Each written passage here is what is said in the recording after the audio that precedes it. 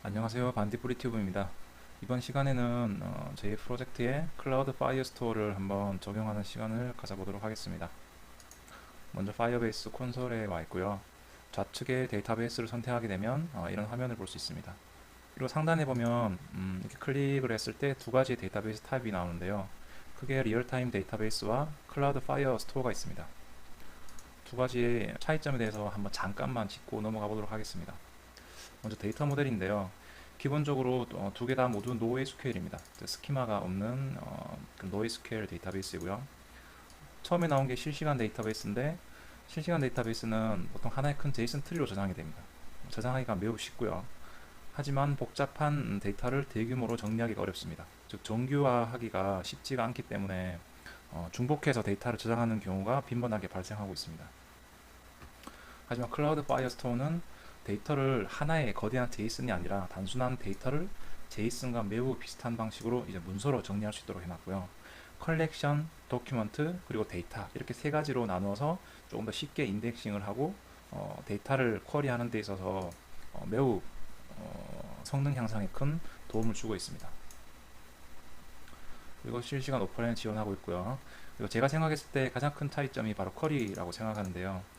실시간 데이터베이스는 정렬 및 필터 기능을 제공하고는 있지만 동시에 사용할 수가 없습니다.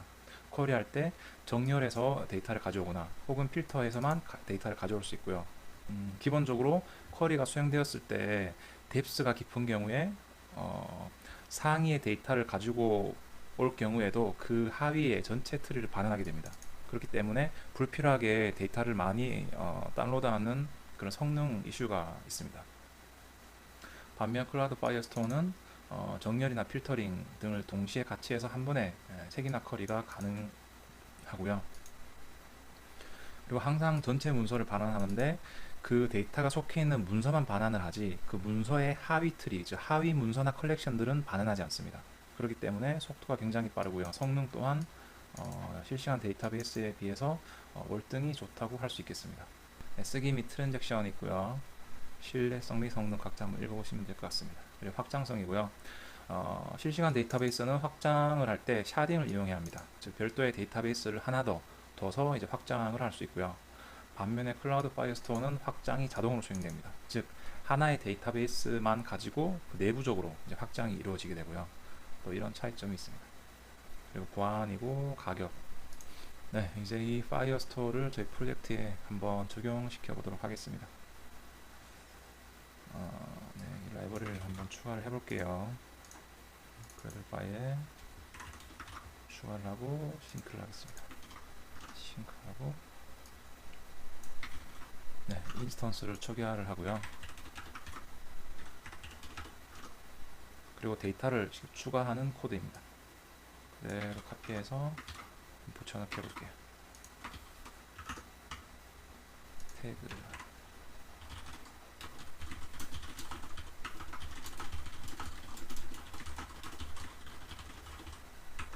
하고 로고는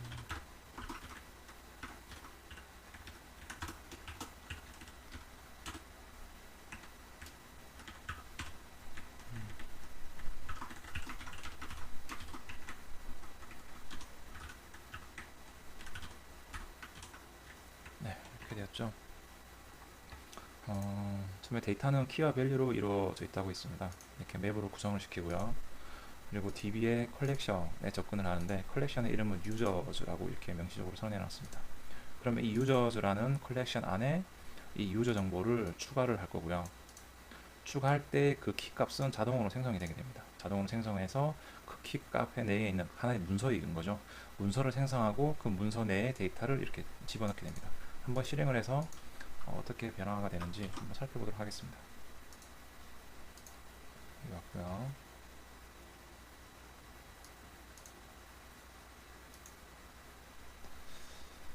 사이닝을 해서 한번 들어볼게요. 메인 화면으로 넘어와서 로그는 보시면 도큐멘트 스냅샷이 추가되었죠. 현재 문서의 아이디는 이렇게 생겼습니다. 결국 석세스를 받았다는 것을 의미하고요. 문서를 보시면 네, 제대로 들어왔는지를 한번 보겠습니다. 데이터 봤더니 유저즈라는 컬렉션이 생겼고 그 컬렉션 내에 이제 문서가 하나 추가되었습니다. 문서가 추가되었고 그 문서 내에 있는 데이터는 이렇게 세 개 필드들이 추가가 되었죠. 보시면 컬렉션, 그리고 문서, 그리고 데이터 이렇게 3단으로 구성되어 있는데요. 문서는 문서 내부에 또 다른 컬렉션들을 가질 수 있습니다.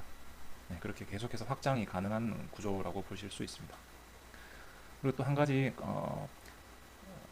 실시간 데이터베이스와 또 한 가지 차이점이 있는데요. 이게 고유 키값입니다. 어떻게 보면 실시간 데이터베이스는 이 고유 키값이 나름 규칙을 가지고 있었어요. 규칙을 가지고 있었기 때문에 생성된 시간 순서대로 정렬이 가능했습니다. 정렬이 가능했지만 이 클라우드 파이어스토어는 임의로 생성된 이 아이디가 100% 난수로 이루어지기 때문에 딱히 규칙이 없습니다. 그래서 만약 생성된 데이터의 생성 날짜 순서대로 데이터를 가져오고 싶다 그러면 별도의 여기 타임스탬프 값을 두고 그 타임스탬프를 기준으로 해서 정렬을 한 다음에 가지고 와야 됩니다. 그런 또 차이점이 있고요. 네, 이렇게 간단하게 한번 추가하는 코드를 한번 살펴보았습니다. 다음에는 조금 전에는 같은 소스 코드인데요. 이쪽에 보시면 데이터가 3개가 추가되어 있어요. first, last, bone인데 이번에는 중간에 middle이라는 새로운 데이터도 추가를 했습니다. 이걸 추가했을 때 과연 어떻게 동작을 할까요? 해당 문서의 키값을 지정하지 않았기 때문에 이 4개의 데이터만 있는 별도의 문서가 하나 더 생성이 될 거예요. 한번 이렇게 카피해서 실행을 해보겠습니다. 코드는 다 똑같고 이것만 하나가 추가가 되었죠. 이들 있습니다. 이렇게 해서 실행을 했을 때 아마 새로운 문서가 또 다시 생성이 될 거예요. 실행을 했고 로그를 한번 보겠습니다. 또 지키겠죠? 보시면 문서 새로운 아이디가 이렇게 또 추가가 되었습니다. 그래서 방금 추가된 문서이고요. 처음에 추가된 데이터는 3개의 필드를 가지고 있는데 이번에 추가된 건 4개의 필드를 가지고 있죠. 이렇게 유연하게 같은 컬렉션 내에 있지만 서로 다른 데이터 타입들을 이렇게 가질 수 있습니다. 문서들이. 이런 특징들이 있는 점 한번 살펴보았습니다. 그리고 이번에는 데이터를 읽는 부분인데요. 방금 추가한 사용자들 정보를 읽어서 로그로 보여주는 그런 코드입니다. 이 부분도 잠깐 한번 실행을 해볼게요.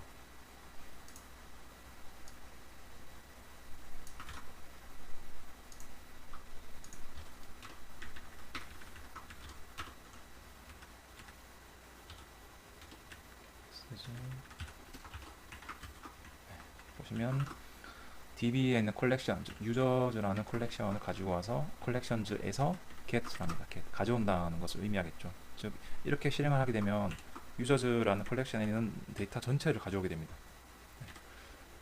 가져와서 만약에 태스크가 성공했다면 이렇게 로그로 보여주는 코드인데요. 한번 실행을 하고 로그 화면을 잠깐 보겠습니다. 보시면 방금 추가했죠. 첫 번째 추가된 문서와 두 번째 추가된 문서 순서대로 그대로 보여주고 있습니다. 정상적으로 가져온 것을 확인할 수 있습니다. 그리고 보안 부분인데요. 보안 크게 인증이랑 잠금 모드, 테스트 모드가 있는데 아마 개발을 하시다 보면 테스트 모드랑 인증 필요 부분 두 가지를 많이 사용하시게 될 것 같아요. 보시면 데이터베이스를 읽고 쓰는 데 있어서 그 권한을 주는 부분인데요. 이쪽에서 규칙을 보시면 설정을 할 수 있는 부분이 있습니다. 한번 권한을 맞고 어떻게 동작하는지 테스트를 한번 해볼게요. 현재 allow read write를 true로 해놨어요. 이렇게 되면 누구든지 읽고 쓸 수 있다는 것을 의미합니다. 만약 이걸 false로 해놓으면 어떻게 될까요? false를 하고 게시를 하게 되면 변경이 되었고요. 만약에 여기에서 들어왔죠. 현재 읽고 쓰는 작업이 모두 금지가 되었기 때문에 이 코드 이제 가져오는 부분의 코드를 실행하게 되면 어떤 결과 값이 내려오는지 한번 보겠습니다. 로그이고요. 방금 내려왔죠. 네, 문서를 가져올 수 없다고 합니다. 퍼미션이 디나이 되었기 때문에 가져올 수 없다. 이런 식으로 로그가 내려오고 있습니다. 그래서 개발할 때 꼭 인증이 완료된 사용자만 접근을 할 수 있다든지 혹은 인증을 하지 않아도 접근할 수 있다든지 등등의 여러 규칙을 설정할 수 있습니다. 그런 규칙은 여기에 이렇게 있고요. 만약에 request auth UID가 null이면은 인증을 하지 않았기 때문에 접근할 수 없다. 고 설정할 수 있고요. 인증한 사용자에 한해서만 읽고 쓸 수 있도록 이렇게 설정할 수 있습니다. 저희는 지금 개발 테스트 모드이기 때문에 항상 true로 설정을 하고 작업을 하도록 하겠습니다. 네, 맞고 이제 다음에는 데이터 모델 부분을 보겠습니다.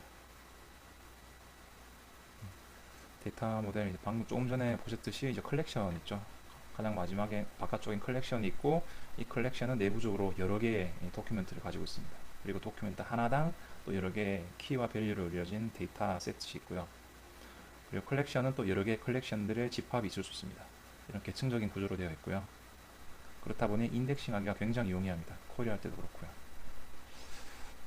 그리고 참조하고 하는 부분들은 조금 전에 한번 잠깐 살펴봤기 때문에 이 문서는 넘어가도록 하겠습니다.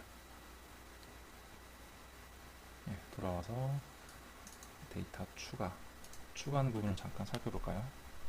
이미 대부분 조금 전에 한 번씩 살펴봤던 내용들입니다.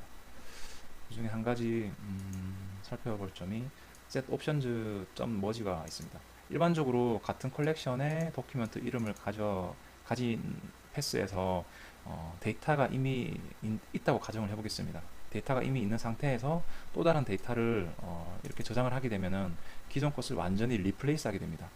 기존에는 3개의 데이터가 있었는데 새로운 데이터가 하나만 추가를 한다고 가정해 보겠습니다. 그러면 기존의 3개 것이 삭제가 되고 최근에 1개 걸로 대체가 되는 현상이 발생합니다. 하지만 개발자는 이렇게 의도하지 않을 수도 있죠. 기존의 데이터는 그대로 유지한 채 새로운 이 캐피탈만 유지하고 업데이트 시키고 싶은 경우가 있을 거예요. 그럴 경우에 이제 머지 셋 옵션을 주게 되면 기존의 데이터는 그대로 유지시켜 주되 새로 변경된 데이터만 업데이트되는 그런 옵션이라고 볼 수 있습니다. 데이터 유형, 어레이, 해시맵 이런 것들, 이런 데이터들을 모두 사용이 가능하다라는 걸 설명해 주고 있습니다. 그리고 엔티티 클래스 자체를 하나의 데이터 타입으로 넘겨줄 수도 있죠. 이렇게 도큐멘트 이름을 array 명시적으로 지정해주고 set 해서 이 ct라는 엔티티 클래스를 그대로 넘기고 있습니다. 이렇게도 사용이 가능합니다. 문서를 추가하고요.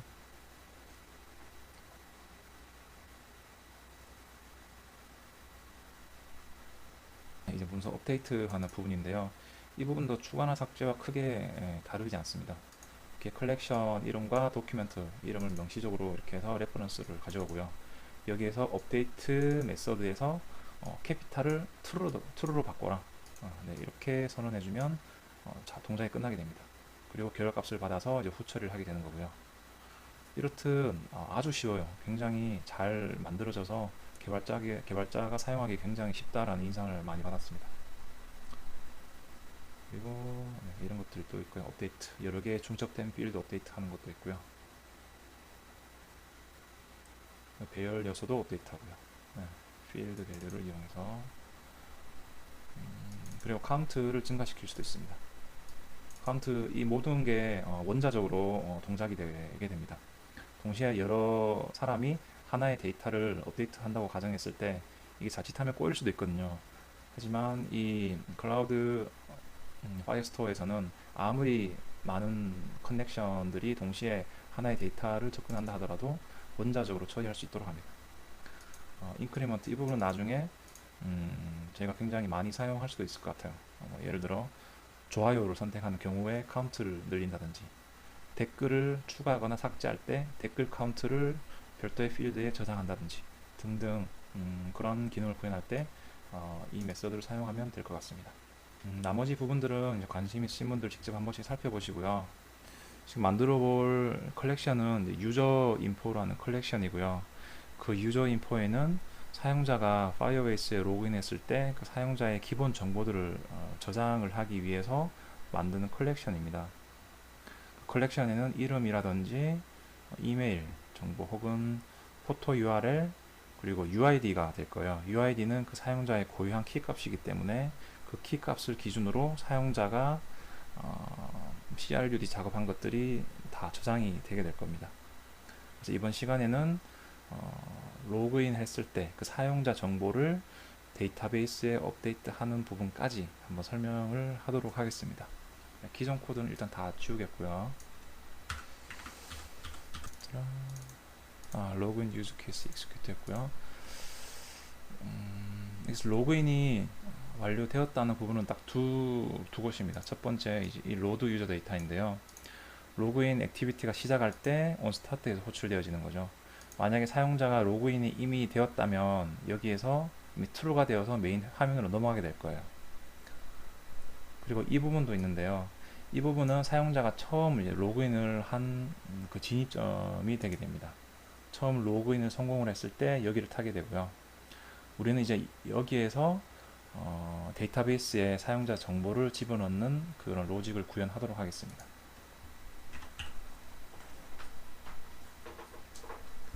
먼저 모델 부분을 한번 구현을 하도록 할게요. 파이어베이스 관련된 로직은 모델에다가 별도로 한번 구현하겠습니다.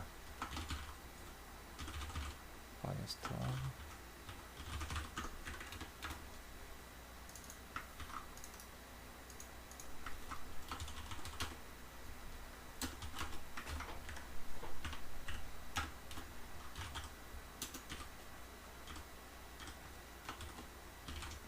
헤드 유저.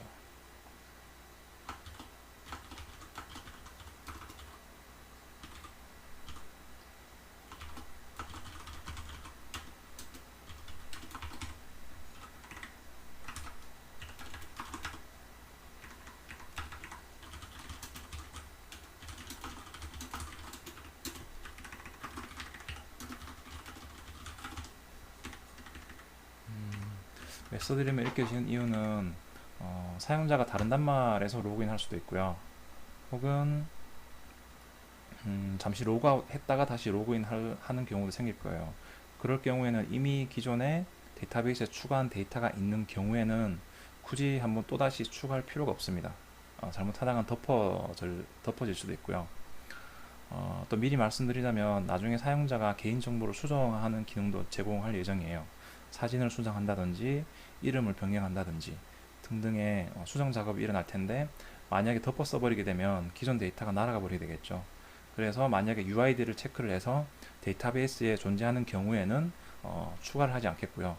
만약에 그 UID가 없는 경우에만 추가하도록 그렇게 로직을 구현하도록 하겠습니다. 그리고 RX 자바를 이용을 할 텐데요. 잠깐만요. RX 자바를 이용하기 위해 이제 RX 안드로이드를 추가하도록 하겠습니다.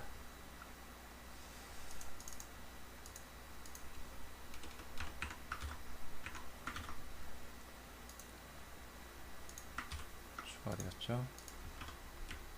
리턴 타입은 옵절법으로 하겠습니다. 싱글로 하겠습니다. 싱글.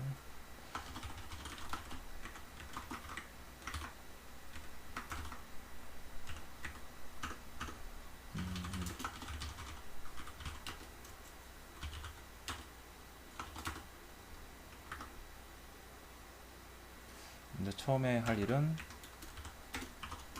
이제 여기 할 일은 체크 UID.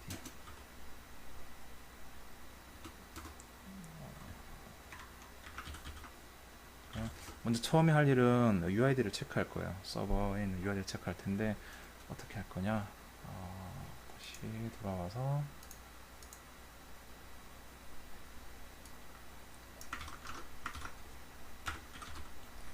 컬렉션 유저 인포 유저라고 했습니다.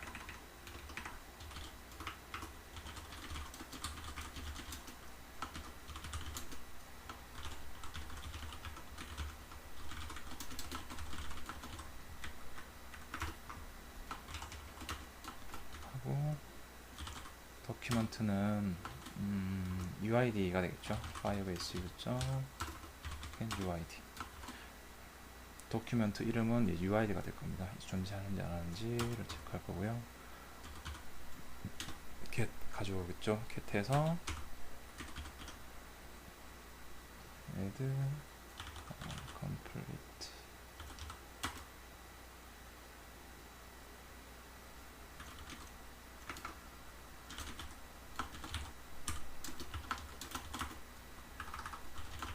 스냅샷이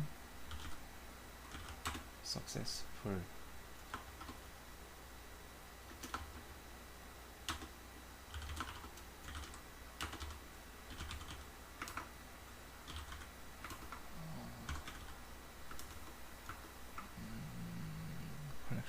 잠시만요. 컬렉션 컴플리트 스냅샷.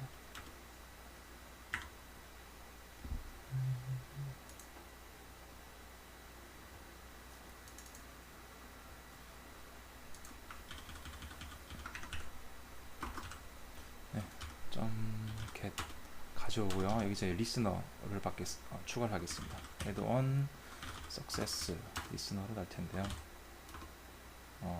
스냅샷 데이터 snapshot.regist. 이 말인즉슨 문서가 존재하면 이미 있다는 뜻이겠죠. 존재하게 될 경우에는 emitter.onSuccess, 이미 뭐 기존에 데이터가 있으니까 true로 넘겨주도록 할 거고요. 그렇지 않다면 어떻게 해야 될까요? 추가를 해야겠죠. add user to remote, add user to remote to firestore 하겠습니다. 여기에는 5s user 정보가 있을 거고요. 그리고 결과 받아서 리턴 시키는 emitter,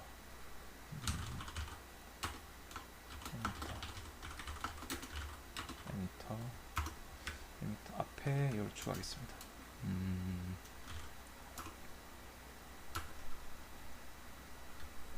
두 개만 있으면 되나?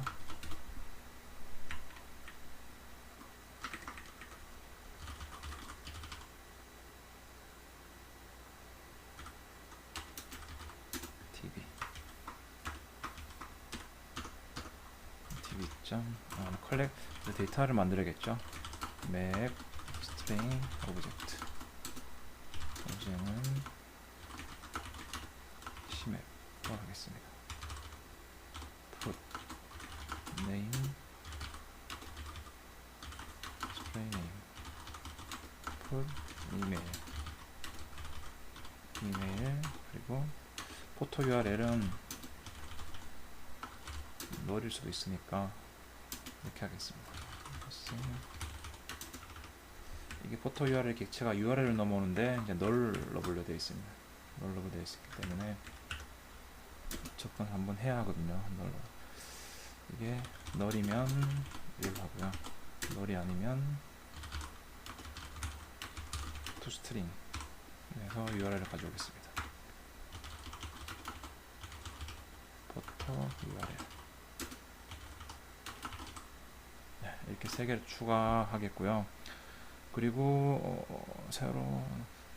그리고 타임스탬프도 추가하겠습니다. 새롭게 데이터가 필드가 새롭게 문서가 추가된 그 시간까지 같이 저장하도록 하겠습니다.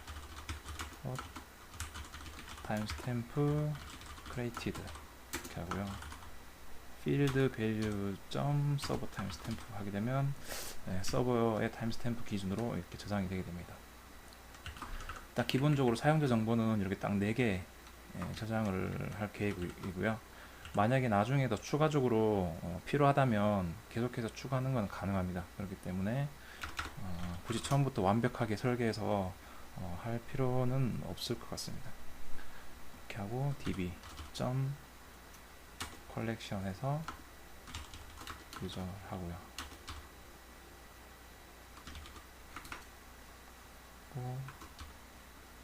도큐먼트의 UID가 되겠죠. firebase.uid UID에다가 set 어떤 걸 셋하냐, 방금 추가한 오브젝트를 셋합니다.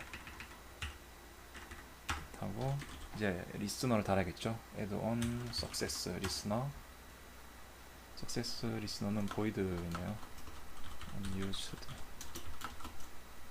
하고 enter.onSuccess true 하고 add on failure는 이제 exception이 넘어오겠죠.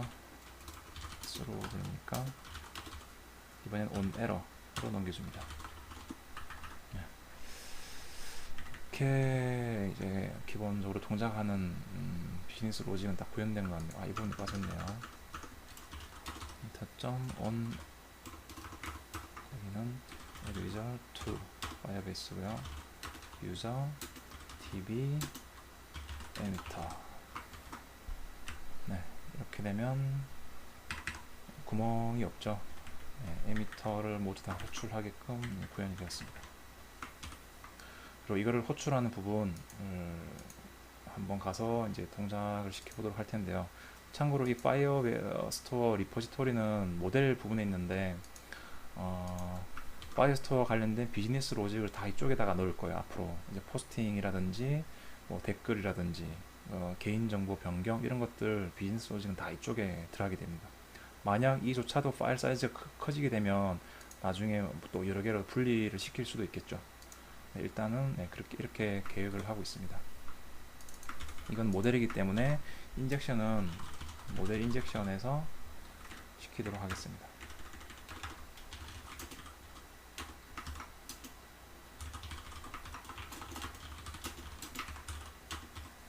네, 시키고 여기에서를 사용을 할 텐데요. 이거는 일단 없애고 리포지토리 익스큐터 내 리포지토리도 같이 추가를 하겠습니다.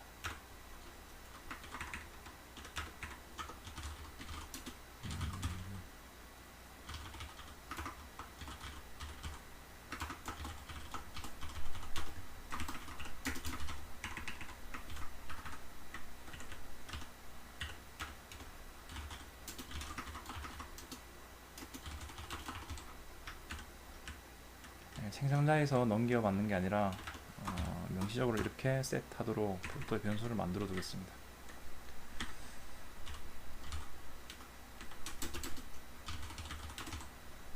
스토리를 하게 되고요.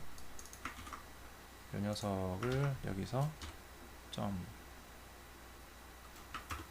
바로 호출하는 것보다 fit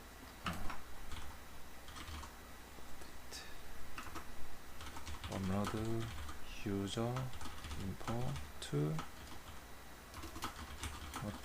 server db 이렇게 하겠습니다.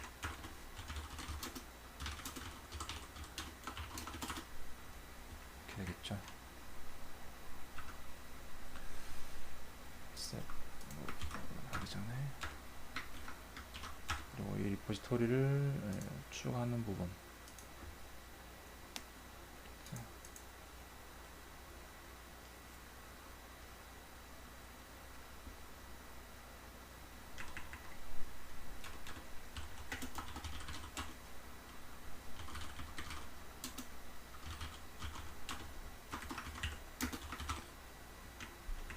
뷰 모델 안에 있는 데이터는 다 바깥쪽에서 인젝션 시켜서 들어오게 됩니다. 그래서 초반에도 설명을 드렸었는데요. 이거 한번 참고해 주시고요. set repository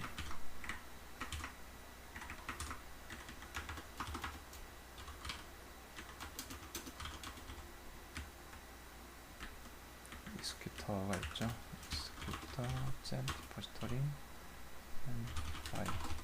즉 처음에 모델을 먼저 인젝션 시켜 놓고요. 모델이 인젝션이 끝나고 나면 이제 뷰를 인젝션 시키고 그리고 뷰 다음에 뷰 이전에 유즈케이스 익스큐터를 인젝션 시키게 됩니다. 그리고 유즈케이스 익스큐터에서 사용하는 모델은 이미 이전에 인젝션 시켰으니까 여기에서 넘겨주게 되는 거죠. 이런 구조로 하게 됩니다. 뷰 모델이고요. 뷰 모델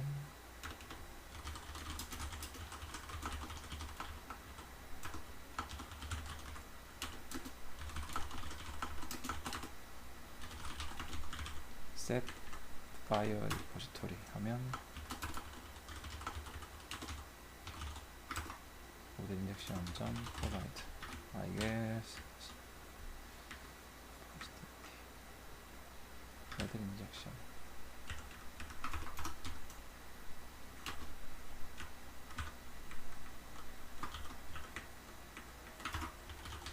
프로바이드로 하겠습니다.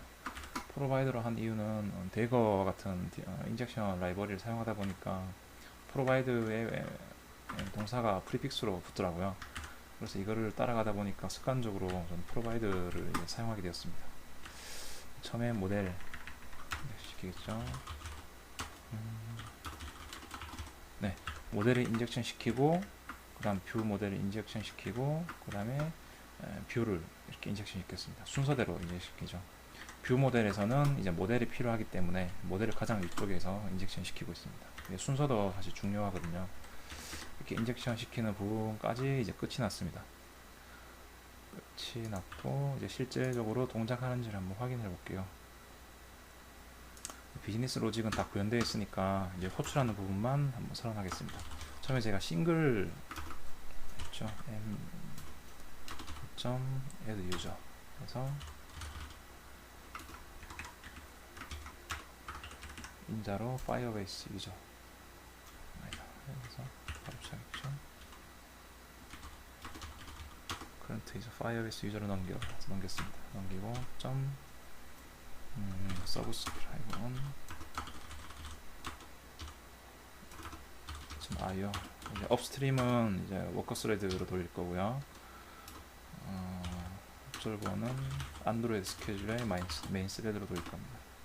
참고로 RX 자바의 기초적인 지식이 있어야지만 이 튜토리얼을 따라갈 수 있기 때문에 익숙하지 않으신 분들은 잠깐이라도 시간을 내어서 한번 학습하는 것을 추천드립니다. 이제 최종적으로 구독을 하게 되겠죠. 서브스크라이브 구독을 하게 되고, 리턴 타입이 성공을 하게 되면 이제 불리한 값이었으니까 사실 사용하지 않는 의미 없는 값이긴 해요. 하고 석세스 한 거니까 로드 하겠죠. 로드 하고, 실패할 경우에는 익셉션이 넘어오는 거니까 throw of live data의 set value에 이렇게 하게 됩니다. 네.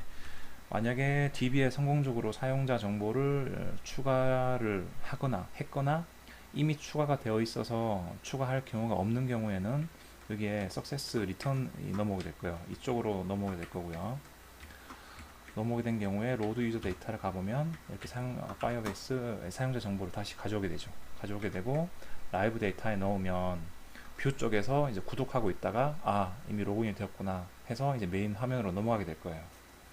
그렇기 때문에 이제 기존 플로우는 그대로 놔두고 크게 수정 할 필요 없이 이렇게 아주 심플하게 구현을 할 수 있게 되었습니다. 그리고 만약에 익셉션이 발생하게 되면 이조차도 이제 throw live 데이터에 넣게 되고요.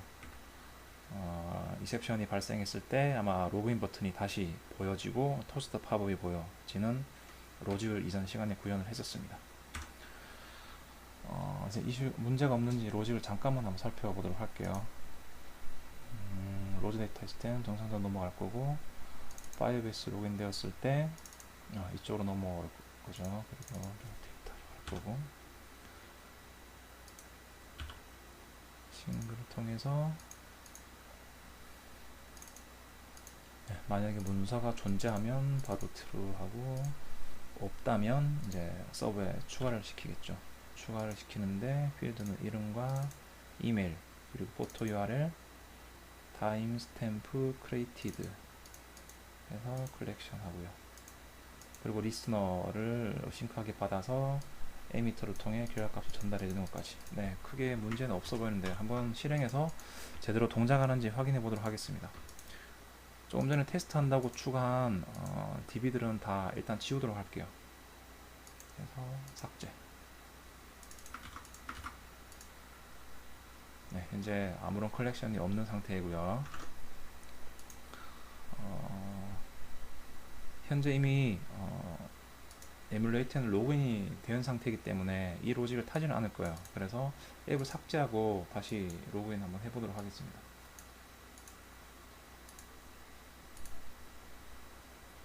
맞고요. 이제 실행을 해볼게요.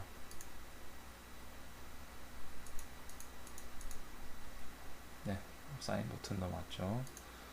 버튼을 누르고 선택. 넘어왔습니다. 메인으로 넘어왔죠. 아마 정상적으로 로그인이 되었고 이쪽에도 추가가 되었을 것 같은데요. 한번 갱신을 해보도록 하겠습니다. 네, 유저즈라는 컬렉션이 추가가 되었고, 그 해당 UID가 이제 문서로 이렇게 하나가 생성이 되었습니다. 그리고 그 문서 안에는 데이터 세치 이렇게 있죠. 이메일 정보, 그리고 이름, 그리고 생성된 날짜, 타임스탬프까지 이렇게 있습니다. 포토 URL까지 저장이 되었고요.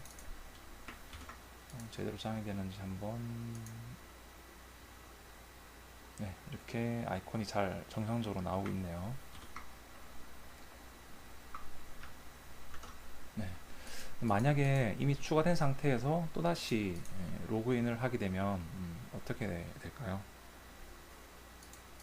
앱을 삭제하고 다시 한번 로그인을 해서 어떻게 응답값이 오는지 확인을 해보도록 하겠습니다. 로그를 한번 남겨야 될 것 같은데요. 이그지스트죠.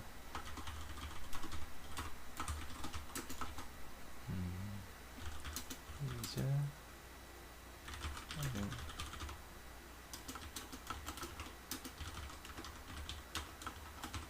그렇죠. 이미 추가가 되어 있는 상태에서는 이 로고가 나올 거고요. 없는 경우에는